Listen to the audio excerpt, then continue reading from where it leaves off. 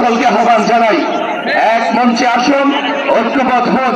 আগামীর বাংলাদেশ যেন শৃঙ্খলার শান্তির বাংলাদেশ হয়, আগামীর বাংলাদেশ যেন দুর্নীতি মুক্ত বাংলাদেশ হয়, আগামীর বাংলাদেশ যেন ইসলামের বাংলাদেশ হয়। আল্লাহ তাবারক ওয়া তাআলা সেই প্রচেষ্টাকে কবুল করুন।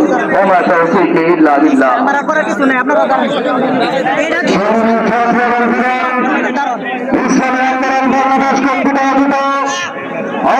বিশাল মহাসমাবেশে এখন বক্তব্য রাখছেন ইসলামী আন্দোলন বাংলাদেশের সদস্য সাংবাদিক জনতা এফএস তাহমিদুর রহমান।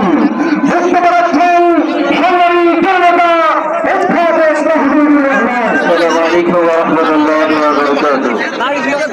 আজকের গণসমাবেশ করতে হবে, হয়রানিমূলক সকল মিথ্যা মামলা করতে হবে, দেশের কোথাও কোনো রকম করে দেওয়া যাবে না। মতকারীদের দমনে যথাযথ আইনি পদক্ষেপ গ্রহণ করতে হবে।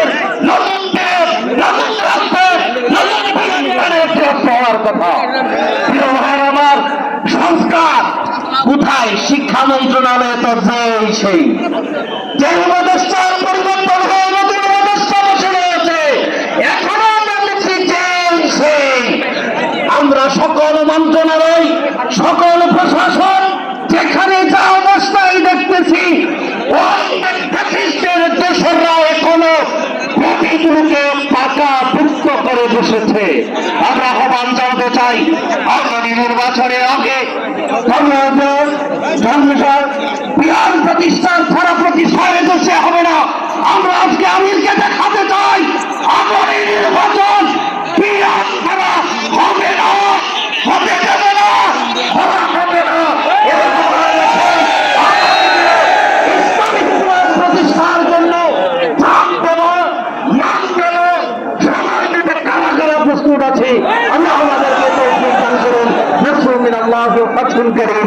অবশ্যই